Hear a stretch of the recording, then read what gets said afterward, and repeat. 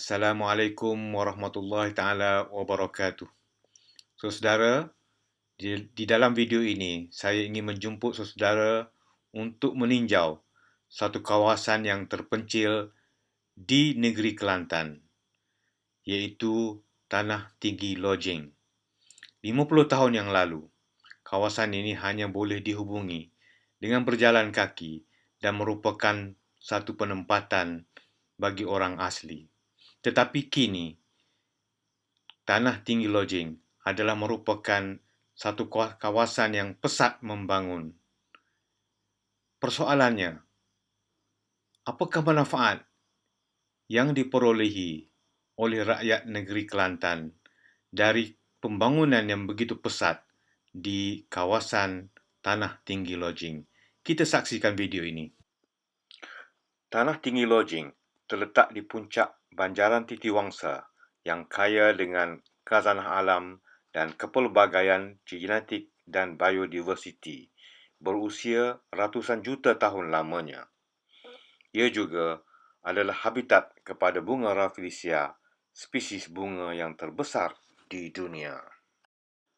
Lodging terletak di daerah Gua Musang, Kelantan dan hanya berada 10 km sahaja jauhnya dari Cameron Highland di negeri Pahang. Mercu tanda lodging ialah sebuah masjid yang tersergam indah di puncak Banjaran Titiwangsa. Inilah pandangan Tanah Tinggi Lodging sekarang, penuh dengan struktur plastik, teduhan hujan yang merentasi setiap lurah dan puncak Bukit Bukau di sini. Lodging kini dipenuhi dengan kebun-kebun sayur seperti tomato, kobis, kacang, cili dan sebagainya yang menjana pendapatan ekonomi ratusan juta ringgit setahun. Pernahkah anda terfikir, adakah rakyat negeri Kelantan memperolehi manfaat yang sepenuhnya dan sebaik-baiknya dari kegiatan ekonomi yang begini pesat di lodging?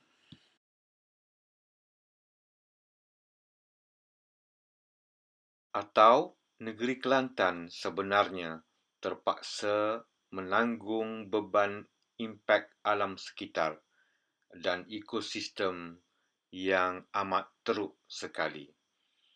Tanah tingginya yang amat sensitif dan hutan belantaranya yang indah dan cantik terpaksa ditebas, diratakan. Bukit Bukau terpaksa digondolkan semata-mata untuk memberi laluan kepada aktiviti pertanian. Akibatnya, berlakulah tanah runtuh di sana-sini. Jalan-jalan raya seringkali terputus.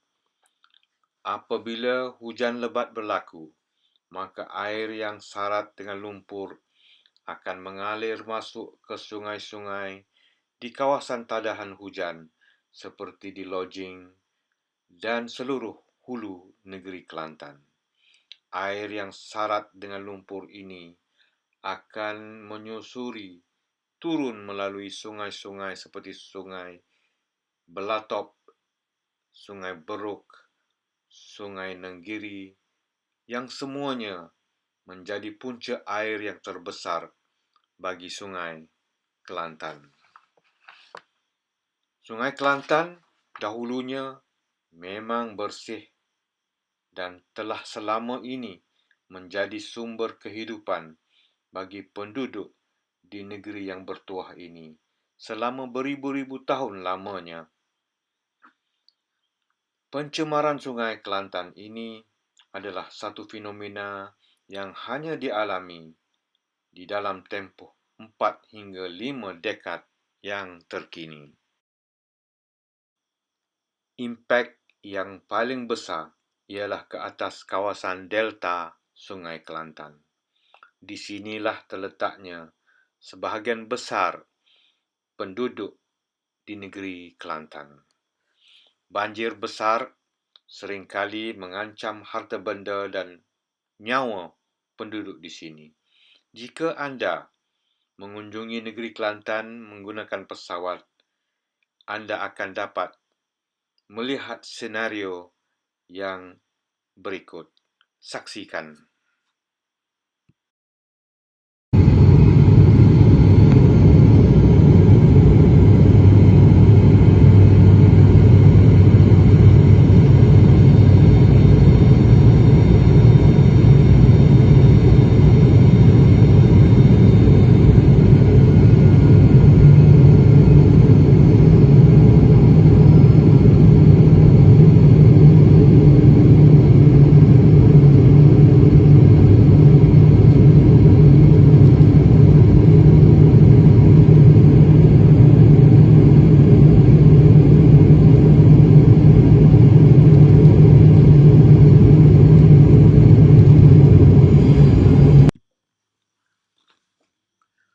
Saudara-saudara, apakah agaknya langkah-langkah yang boleh kita ambil sebagai seorang rakyat biasa?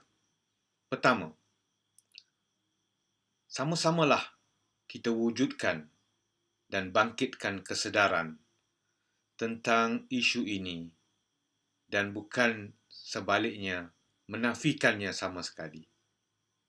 Kedua, kita perlu mendesak kerajaan, tidak kiralah kerajaan mana sekalipun, supaya dapat menyediakan satu plan pembangunan ataupun master plan yang mengambil kira berbagai aspek, terutama aspek sosioekonomi dan kebajikan bagi rakyat negeri Kelantan dan impak terhadap alam sekitar dan ekosistem di negeri Kelantan. Dan ketiga, sebagai seorang pengguna, anda boleh memilih untuk tidak membeli sayur-sayuran dari Lodging dan Cameron Highland. Terima kasih kerana menonton dan kita jumpa lagi. Assalamualaikum.